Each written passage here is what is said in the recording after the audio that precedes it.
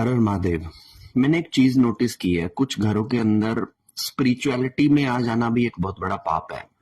मेरे नॉन में बहुत सारी ऐसी महिलाएं हैं जो पूजा पाठ, मेडिटेशन, ध्यान, साधना करना चाहती हैं, लेकिन जब भी वो ऐसा करती हैं तो उनके पति या उनके घर वाले उन्हें कहते हैं कि तू तो बिल्कुल ही साधु बन के घर छोड़ के जाना चाहती है, अपने बच्चों में तू ध्यान नहीं लगा रही है, ध्यान जहां लगाना चाहिए वहां पे लगा, इन सब चीजों में कुछ नहीं पड़ा, ब्याह शादी हो गए हैं, बच्चे हो गए हैं, तो तू पूजा पाठ मत कर। अच्छा, पूजा पाठ करेंगे तो कहेंगे तू तो कोई तंत्र मंत्र कर रही है, तेरे पूजा पाठ करने से हमारे घर में क्या ही आ रहा है ना। तो क्योंकि कुछ लोग हैं जो नास्तिक हैं, जिन्हें ईश्वर की रिदम्स पे बिल्कुल भरोसा नहीं है, तो वो उनके घर में अगर कोई पूजा पाठ करता है ना, तो वो लोग उसको रोकने की कोशिश करते हैं, ये सामने वाला पूजा पाठ क्यों कर रहा है। अब बहुत सारी महिलाएं इस चीज को फेस करती है कि मेरा पति मुझे ध्यान में बैठने के लिए भी नहीं देता है। उसको वो कहता है कि जब भी तुम ध्यान में बैठती हो तो वो कहता है कि तुम्हारे 2 बच्चे हैं, तुम उनकी देख रेख क्यों नहीं कर लेती, इन सब चीजों में कुछ नहीं पड़ा, तू तो हमें एक दिन छोड़ के चली जाएगी। लिटरली ये बातें उन्होंने मुझसे बताई हैं। ठीक है,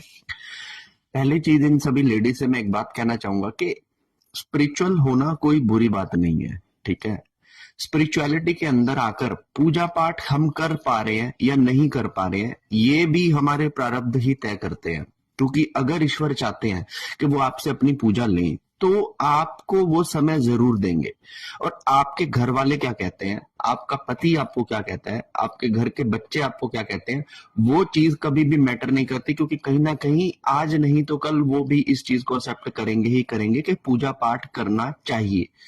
ठीक है ना, क्योंकि एक समय तक हम ये सब सोच सकते हैं कि भाई ये चीजें करने से मतलब कि हम गृहस्थी छोड़ के चले जाएंगे, घर बार छोड़ देंगे, घर से हमारी रुचि चढ़ी जाएगी। लेकिन एक्चुअल में स्पिरिचुअलिटी का मतलब कभी भी गृहस्थी या घर बार को छोड़ देना नहीं है। ये बात उन्हें आज नहीं तो कल समझ जरूर आएगी।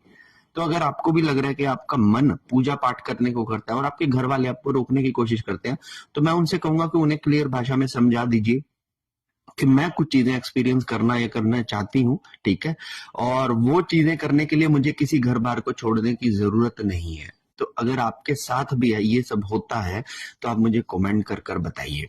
हर हर महादेव।